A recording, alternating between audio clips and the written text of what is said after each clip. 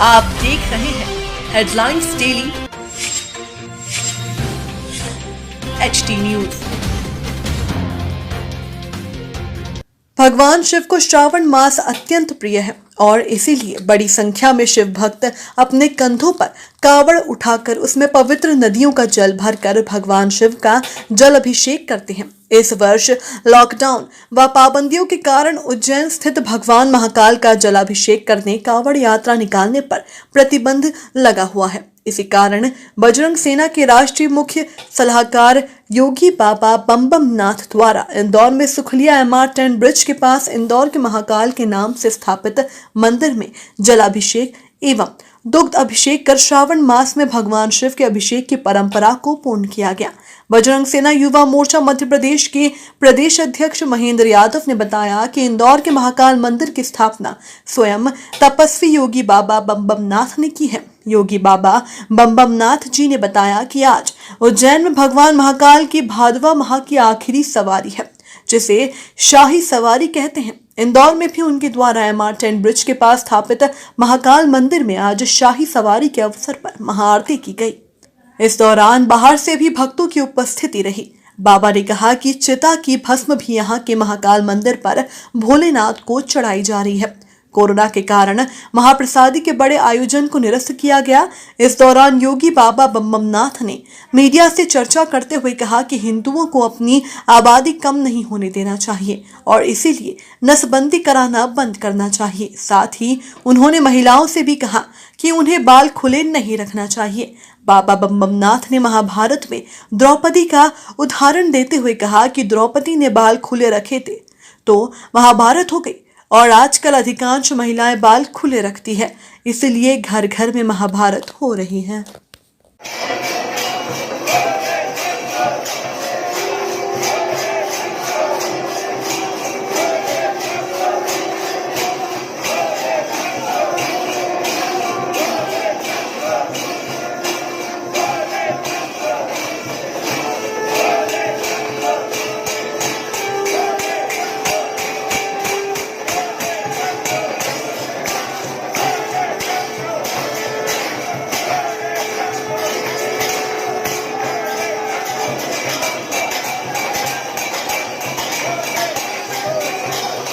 श्री योगी बाबा बम बम नाथ चौघरी है। मैं चक्रती शमशान में रहता हूँ उज्जैन में।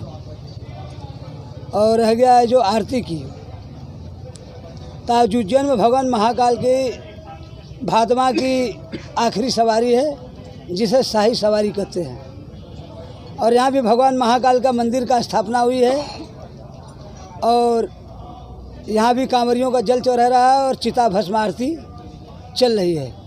और भगवान चाहेगा तो आदि अनंत तक के चिता उज्जैन इंदौर में जितनी भी चिताएं जलती उसकी भस्म आती है, यहाँ पे चढ़ती है।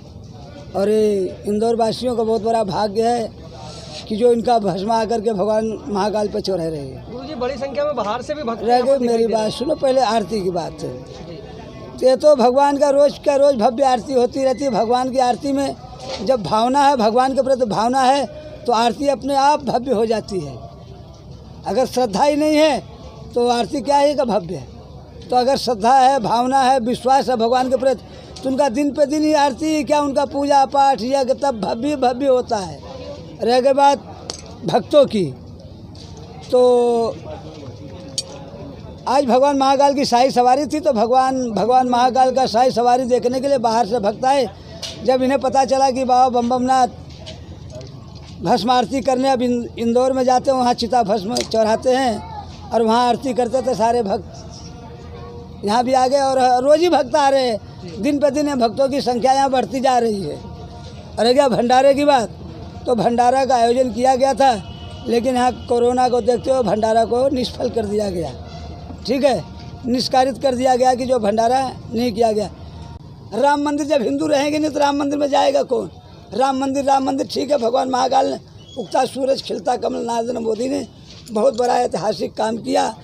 भारत का भाग्योदय हुआ, राम राज्य आया कि जो अयोध्या में राम का स्थापना हुई। परंतु जब हिंदू रहेगा ही नहीं तो राम राज्य रह के कर आएगा कहाँ से। जब हिंदू रहेगा नहीं तो मंदिर में जाएगा कौन। एक दिन फिर मुसलमान तोड़े के मस्जिद बना देगा, क्योंकि हिंदू है कहाँ। आज उनके पास 20 है, तुम्हारे पास 1 है। वो भी मर गया तो खानदान नाश हो गया।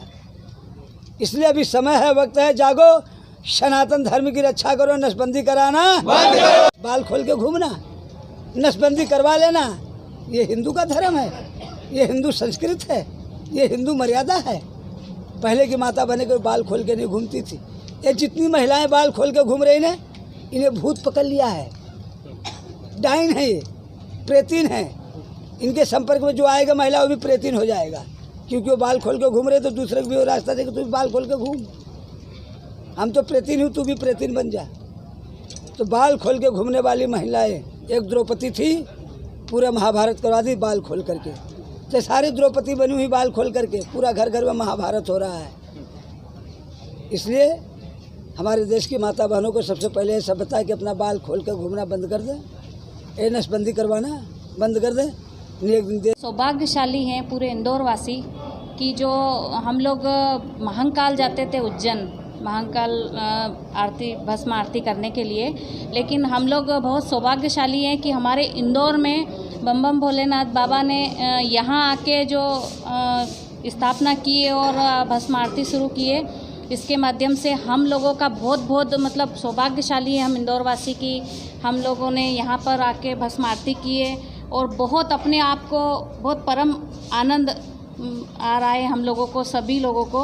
और मेरी छोटी बहन महाराष्ट्र से पधारी हैं, तो इनका भी मैं बहुत बहुत स्वागत करती हूँ मेरे इंदौर में।